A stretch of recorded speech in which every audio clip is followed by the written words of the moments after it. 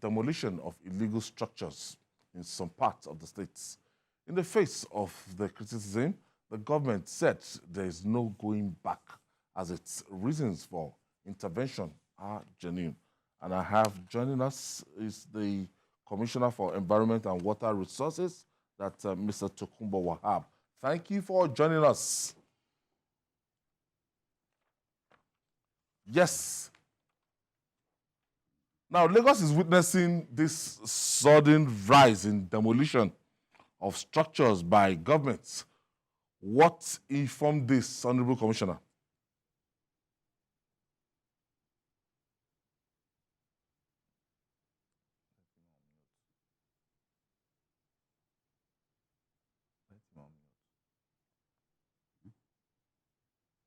I think our producers will still be working on that audio to establish a contact. Judy, this has been ongoing in the last for some weeks now. You will see one estate that was trending. Yes, this particular estate. Wow, and they are all going down. Some have gone already, and they're all going down. Maybe the Honorable Commissioner should just unmute his. Okay, you're back. Okay, I'm fine. Hello, yes. Honorable Commissioner. Yes, sir. All right. The question I ask you is that Lagos is witnessing a sudden rise in demolition of structures by the government. What informed this? Full implementation of the law, sir. Nothing new. Now, let me give you a perspective to it.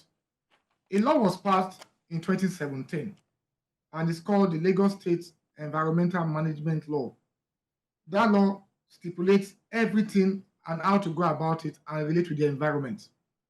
People forget so soon that the environment is a master of man. It's not the other way around. We always come and leave this environment. We leave this earth, this space, whenever we're ready to depart.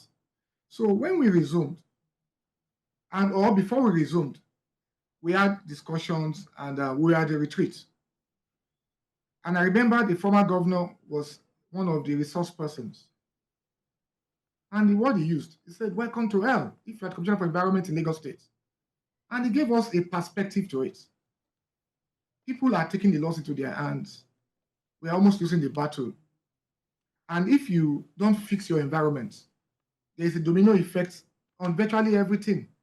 Your budget for health ministry will have to go up because there could be outbreak of cholera or whatever, because of that unhygienic environment. So our job was cut out for us. And the governor, Mr. Babajide Sanwo-Olu, his deputy, Dr. Kadri Obafemi Hamzat, the Speaker of the House, and the 39 members made the mandate very clear. You need to fix this environment for us.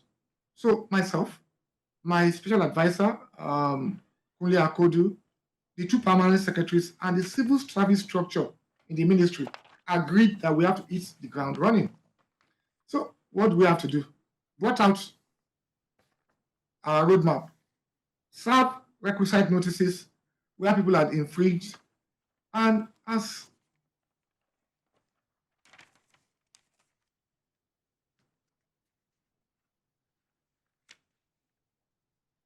I think we have that audio lost again. Waiting for them to just perfect the audio. People, multi-millionaire houses gone down, and I wonder why people want to build if you are investing as much as 500 million naira, 800 million naira, close to $1 billion naira to build your house, to buy your land, and can't get due diligence about the history of the land. No, this is even it's about doing the right thing. You know, how can you build on drainage setbacks? How can you build on drainage channels? Even build on setbacks.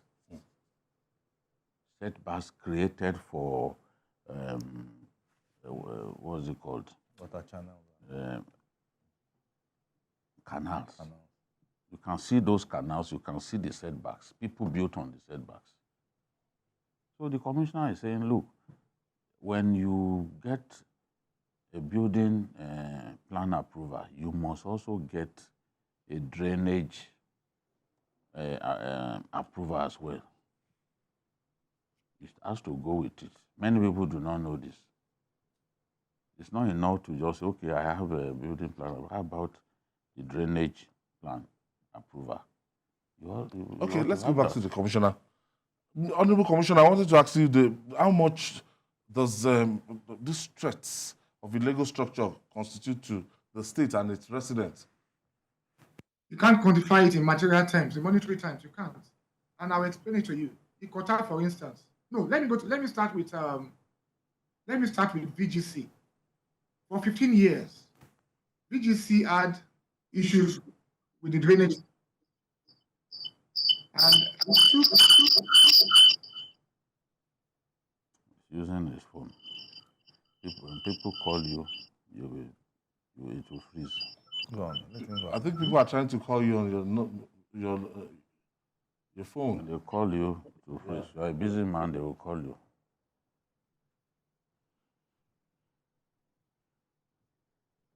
Let him go on. Let him go on. So the It's not good at all. the legal structure going down, and it's such a pity. People are crying wolf. People are, they are reading all sorts of meaning to this today. Yes, you cannot. Very painful. It is for government to address those concerns. People keep their markets dirty. The market gets short because government wants them to address issues around sanitation in the marketplace. And then the market is closed for some time until they agree to abide by government regulations to keep those markets clean. We shouldn't have filthy markets all over the place. Nigerians go from here, they go to Dubai and other places to trade. Do they meet? Go to the markets in Dubai. The markets that are dirty? Or did anybody say the black man's market must be infinitely dirty? Nobody. We just have to tell ourselves that, look, we have to do the right thing. Markets have to set up sanitation units. It should be their job to keep the market clean at all times. And you know how you can build market men and women using that market to generate funds to take care of evacuation of waste and all that, because it's capital intensive. We have to tell ourselves the truth. But if we do not care, you keep the market dirty and you don't want government to complain. If they complain, you say, oh, it was caused by this, it is ethnic issue. I don't think that we should say those things, because they are not even meant to be shot in perpetuity. They are meant to be shot until such a time that we have addressed the problem. So, I don't know. People keep saying, well, I think Alaba Market was involved, Ladipo Market was involved lately, and people are reading minutes. No, it's not about those markets. My 12 was also shut down recently, and when the market was shut down, nobody brought any ethnic connotation to it, and which we don't need to, at this period, because everything, people just want to take us back to politics. It shouldn't be. Once you are wrong in terms of keeping your environment clean, just do the right thing. Don't say they want to punish you for trying to force you to do the right thing. I keep saying it, most Nigerians, I used to say it, we can't stay where rules and regulations are difficult. Once we put rules and regulations, I can bet you, Ayo, 60 to 80% of Nigerians will not be able to stay in that environment. So once we say, don't throw dirt here, that is when everybody's bone, as they will say, everybody's bone will be strong to go and throw dirt there. That is why we keep having these floods in Lagos. people would have would drink Okay, Coca-Cola. They would throw the PET bottles inside the gutter. The Honorable Commissioner is ready. Okay. All right. Mr. Tokunbo Wahab, are you there? Thank you very much, sir. Sorry for the technology disruptions here and there. Okay. So BGC had a flooding issue for about 15 years because 3 houses chose to block the canal that will evacuate the water from BGC to the lagoon that is just behind for 15 years. So we went there 2 weeks ago on a Friday and we did an assessment. We saw it and it was not rocket science. All we had to do was enforce the law by saying, this nuisance blocking my canal, I want to clear it off. And that was what we did. By Sunday, we had opened up the canal that they couldn't do for 15 years. And today, VGC is happy for it. Now, let us go to Ikota. There are 12 villages around Ikota, 12 villages relocated from Morocco. They wrote the governor a petition that this area is now getting flooded on a yearly basis. And we asked questions, why? So 3 years ago, the ministry went there. They saw the nuisance and they told them we have to demolish. There was a drone shot of that pre-COVID period. The whole area was half green. So 4 weeks ago, we now had to go there. What we saw was heart-wrenching. We saw people build on canal. They closed a 10 meters canal into just a 2-meter drainage path. And we said to them, you had the notices before, we will issue you another notice and we shall enforce the law. And painfully, we had to do that. Doing that by opening up the canal paths for public good. And that was a video that was trending, that we went to Ikota to bring down houses. No, we went to remove nuisances on our drainage paths. So these are things that we have to do for public good. People know what they do when they chose to brazenly, the typical Nigerian way, do something that is unlawful and believing that they can get away with it without consequences. It's unfortunate that we have to do what we have to do, but for public good, we have to implement the law. Now, you spoke about markets. The state of our market the past 3, 4, 5 weeks was not something that we're happy about. We serve them notices also so that they have to clean up the environment. Markets are very critical for each and every one of us. I mentioned something about cholera outbreak or health hazard. The easiest place to kickstart it is in our marketplaces. What we saw around the market at Abule Egba, around Oyinbo Market, around Alaya Biagba, were things that we're not happy about. And after the notices expired, we had to enforce. We closed them down. We gave them a checklist of all they had to meet.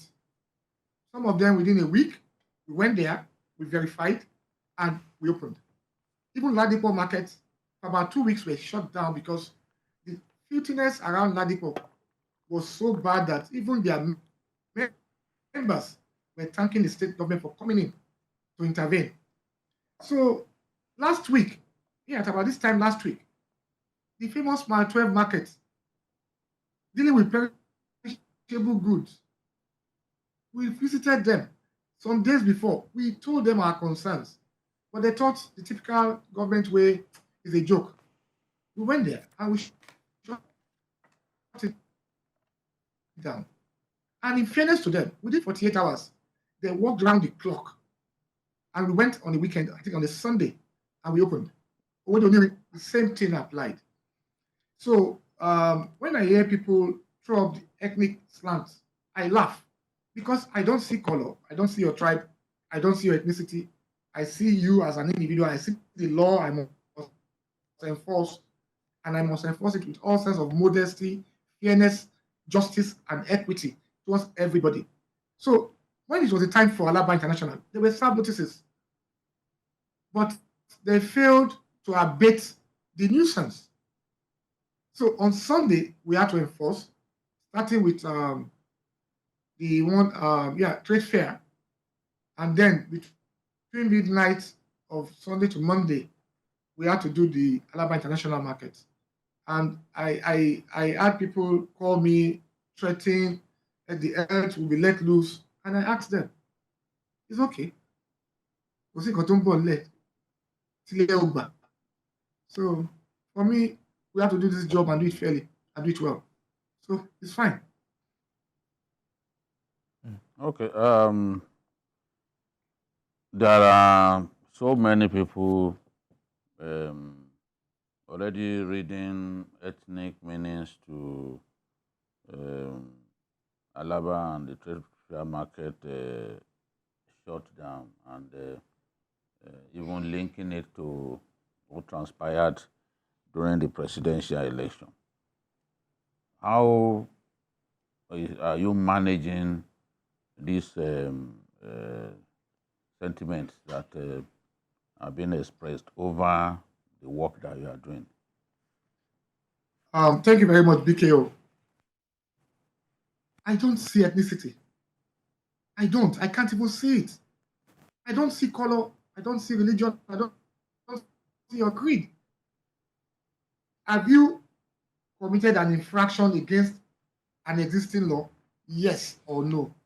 Were you served notices to abate same? Yes or no? So if you fail to comply and we enforce, and they chose to go the ethnic route, it's a typical dog whistle approach that doesn't work for some of us. We won't budge, we would still keep doing the right thing. BKO, let me ask this question, and I've asked some of them that had called. I said, when we shut down Oyinbo Market, did you play the ethnic card? No. My 12 market, did you play the ethnic card? No. Alaba Rago, you didn't play that ethnic card. Alaba Market, you didn't play the ethnic card. Tejo, you didn't play that card. Abule Eba, you didn't play that card. Owode Onere, you didn't play that card. Oh, Alade Market, you failed to play that same card. But you think doing the dog whistle with that ethnic coloration and political talk will make people change their mind? That will not reverse the truth. All we have said to them, meet up the checklist, clean up your environment. You are not a super trader, for God's sake. You don't have two heads. Those in Oyingbo, Ladipo, Alabiagba, Mile 12, they are just traders like you, doing commerce. And they complied.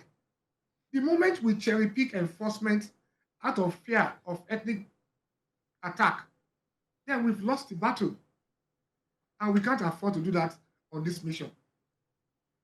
Honorable Commissioner, how do you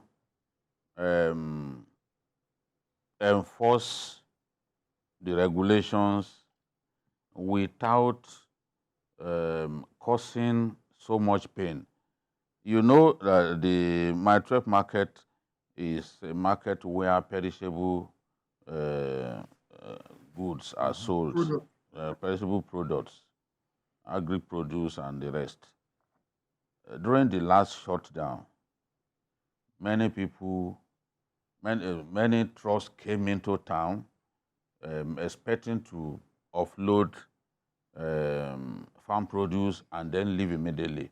A lot of those of the farm produce that they brought perished because you have to, they are not things that you can store for a long time. This naturally inflicts pain on people who have nothing to do with what's going on in Lagos. I mean, I engage a contractor, bring tomatoes from Kano for me, and then he gets here, he can't even, because the market is short, he can't even deliver what he was obligated to bring to Lagos. How do we do this, carry out this enforcement within as short time as possible without causing collateral damage, if I can use describe it as such? Thank you very much, BKO. There are times in the course of enforcement, like I say in Yoruba, nígbà mi tẹ́lẹ̀ṣẹ̀ bá ń jìyà, really don't know man JD and Bengami. It's just unfortunate. And that was why I mentioned my 12 that within 48 hours, they worked around the clock. I mean around the clock, 24 hours of it. They cleaned up, did the undertaking, and they had to be opened. Because we were also very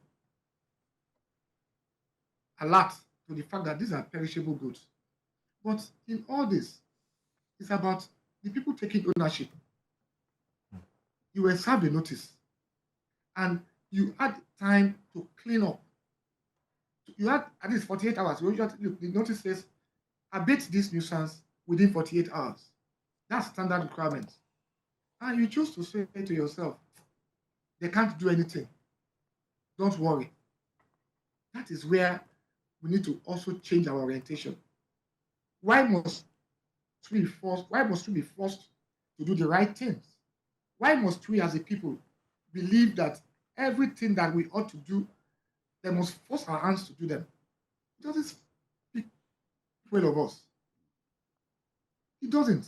That of my 12 is quite unfortunate, and that was why I was glad that they were able to turn around things within 48 hours.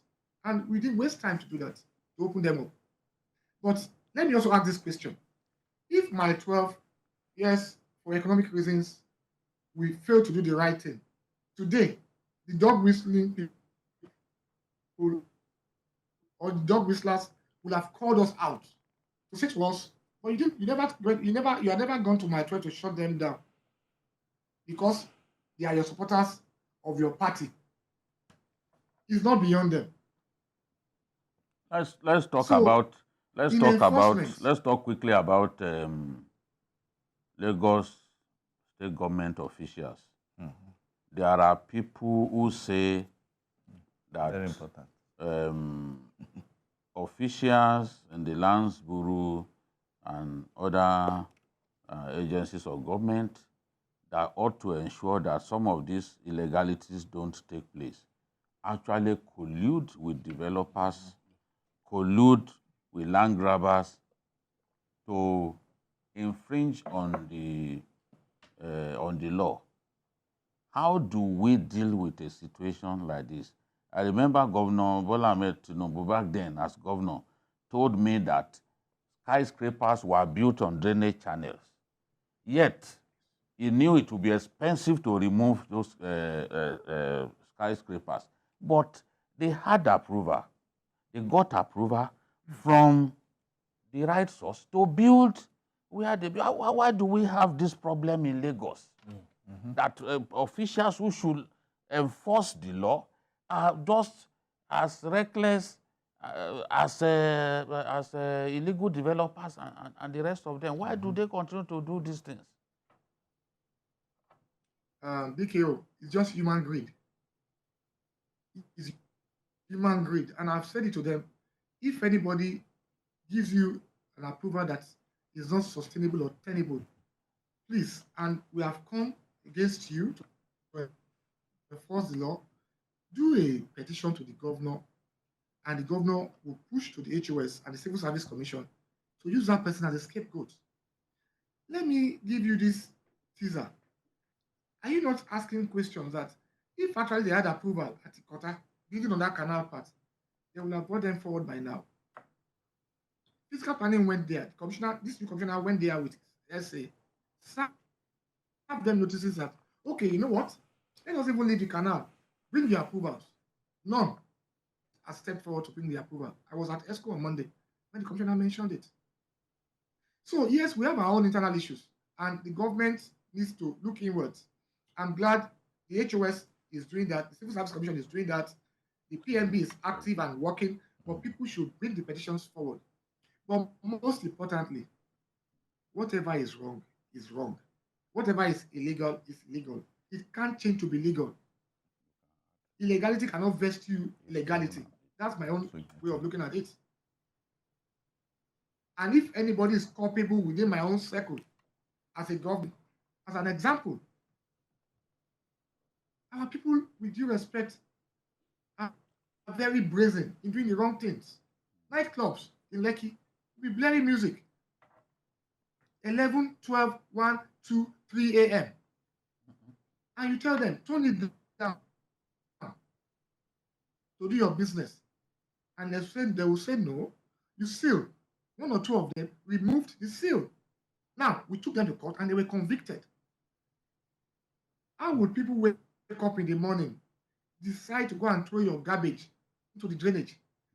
Yesterday was Tuesday. 26 of them were convicted by the environmental mobile court. 26 they were convicted. And I've said to them, every day we charge people arrested to court. Let the law take its course. So we are not just looking at the enforcement, we're also prosecuting them. We are prosecuting those involved. And if they are civil servants or public servants, kindly do the right thing. Do a petition to the governor. Let him forward it to the HOS and the Civil Service Commission. So, Honorable Commissioner, and you come and lead evidence. Honorable Commissioner, in line with, sorry to butt in line with this same, question by DKO, can you tell us the difference between the building plans and drainage plans? And who do we actually blame, when we have this issue before developing our property? Who do we blame, and what do we do about them? Now, basically, the fiscal planning people give you building plan approval. However, the Ministry of Environment, the Office of Drainage Services will give you a permit for drainage permit. They call it drainage permit. That permit actually will have taken cognizance of the whole layout. Look at the setback to the canal or the secondary collector from your drawing, from your fence. Once you are in order, they will issue the certificate. But most people deliberately, yesterday we met with residents from Ikoyi. For your information, the State House is perpetually flooded. So for the past 3 weeks, we've been on it. And we found out the barracks behind, the barracks, had built to block the water path. And that canal ought to have taken the water through the barracks, Norman William, Awolowo Road to the lagoon, to 5 Cowrie River. Unfortunately, it's been blocked. So we served all of them notices, including the soldiers. And they were the first to comply. Okay. The generals, we are evacuating the barracks now, and we shall do demolition there. Now, those that are outside the barracks, Norman Williams corridor, they came for a meeting. We showed them the drone shot, and they all agreed. All we said to them was, I must have my setback to evacuate this canal. This place is flooding. And they agreed. I just want 2 meters. I won't even do 3 meters. It's fully built up. I'll do 2 meters. So I can evacuate the canal. It's about interministerial collaboration. If you have your building plan, you should ensure you go to Ministry of Environment. The office is there. Show them your plan. They will give you the requisite drainage permit. That covers you. And we also hope you won't go and extend your wall into the permits given to you, the space given to you. So let us talk to our people. Okay, Commissioner. Let's move a little bit faster because we are running out of time. I'm joining them now. So, like the ministry now, your ministry, what is your ministry doing about land reclamation, expansion in Lagos? Because people are really talking about that. So, what is your ministry doing about that? My colleague in EXCO and my brother, MHR, Mr. Dayo Bush, is the one in charge of waterfront. Where we come in is when you want to go and touch on the wetland. Wetland, you can't build on wetland, you can't reclaim on wetland. So that is our own area. We push back and say, no approval for this. But if it's reclamation, then my colleague in ESCO, Honorable Dayo Alebiosu, MHR, is the one directly in charge of that. And I can't speak so much into it or about it. Now let's talk about. But I also it's been enforcing in the past few weeks. It's been shutting down a lot of illegal training people and stuff, illegal dredging companies and activities across the state. All right, Honorable Commissioner, let's talk about flooding. What is the situation with Lagos now? No, fine. I was at the Sherry Knot today. I was there with the SA on environment and the 2 permanent secretaries. What we saw was not good enough. However, we have said to ourselves, this cannot be done by Lagos State. We have to collaborate with Ogun State fully and then get the federal government involved. And I'm glad when I heard afterwards that the Ogun State governor was there with the Minister for Environment to look at the level of damage. And I believe when it's time to have the conversation, my governor will be on the table. Because people actually built on lowland. You can't build on lowland, you can't. And that is the effect. Also, global warming is real. But we can't speak about those semantics now. Let us fix the problem and fix it collaboratively. I want you to tell us the part of Lagos that is usually flooded whenever the water is released from Oyo Dam in Ogun State, and how the two states collaborating to minimize the impact of such exercise? We're collaborating very well, and we're also thankful that the Ogun River Basin Authority has been very cooperative with us. They give us enough notices before they release the water from the dam. But this time around, I don't think it's a dam that is flooding Lagos and Ogun. It's the rain between September and October 15. The volume of water was so much because at the dam level, they only opened 2 of the levers. 2 are still holding the water. So you can now imagine if it had not been that way. But as a state, we are working so well with Ogun State. And I believe jointly and with the support of the federal government, we should be able to find a lasting solution to the challenges we are having around the Sherry North axis of Lagos and Ogun. Are people being resettled now? Because it's almost a yearly affair now for our people in Agility, Sherry, all these places. Even the other side of the expressway, one side of the Lagos-Ibadan expressway is always flooded around the abattoir. Kara. Are people being resettled? I think for people, most of our people, with due respect to them, are so attached to their homes and their properties. They have this mindset that, okay, it always comes, spend 2 weeks, we'll go back there. But we can't continue on that trajectory.